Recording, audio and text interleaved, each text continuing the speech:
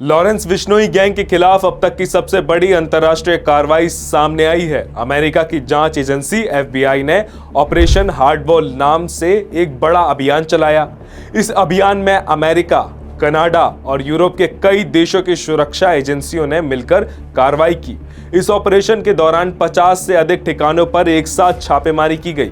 इतनी बड़ी संख्या में एक साथ हुए रेड से ये साफ हो गया है कि जांच एजेंसियां काफी समय से इस नेटवर्क पर नजर बनाए रखी थी। नमस्कार, मेरा नाम शिवम चौहान है और आप देख रहे हैं अनकोड मीडिया।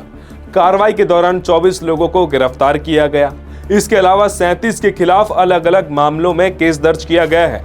हालांकि अभी भी 10 आरोपी फरार बताए जा रहे हैं। इनकी तलाश कई देशों की एजेंसियां मिलकर कर रही हैं। अमेरिकी न्याय विभाग के अनुसार ये गैंग सिर्फ एक देश तक सीमित नहीं रहा, बल्कि कई देशों में अपना नेटवर्क चला रहा था। जांच एजेंसियों का आरोप है कि इस नेटवर्क के जरिए हत्या, जबरन वसूली, ड्रग्स की तस्करी, अपहरण और अवैध हथियारों का कारोबार किया जाता था। जांच में यह भी दावा किया गया है कि भारत की जेल में बंद लॉरेंस बिश्नोई कथित तौर पर गैर कानूनी मोबाइल फोन, इंटरनेट की मदद से अपने गैंग के सदस्यों के संपर्क में रहता था। जेल में रहते हुए भी वह विदेशों में बैठे अपने साथियों तक निर्देश पहुंचाता था और गैंग की गतिविधियों पर नजर रखता था। FBI का कहना है कि गैंग के सदस्य अलग अलग देशों में बैठकर अपराधों की योजनाएं बनाते थे। इसके लिए इंटरनेट, इनक्रिप्टेड मैसेजिंग ऐप और दूसरे डिजिटल माध्यमों का इस्तेमाल किया जाता था, जिससे उन्हें पकड़ना आसान नहीं था। लेकिन लंबे समय तक निगरानी रखने के बाद एजेंसियों ने इस पूरे नेटवर्क पर एक साथ कार्रवाई की।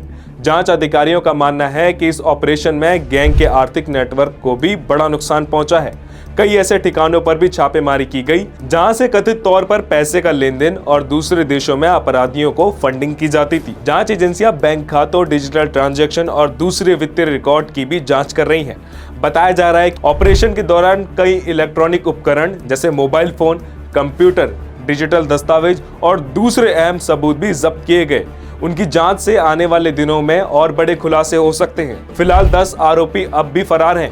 FBI और अन्य जांच एजेंसियों का कहना है कि उनकी गिरफ्तारी के लिए लगातार छापेमारी की जा रही है। संभावनाएं जताई जा रही हैं कि जल्द ही इस मामले में और गिरफ्तारियां भी हो सकती हैं। अगर जांच में नए सबूत मिलते हैं तो इस नेटवर्क से जुड़े कई और लोगों के नाम भी सामने आ सकते हैं।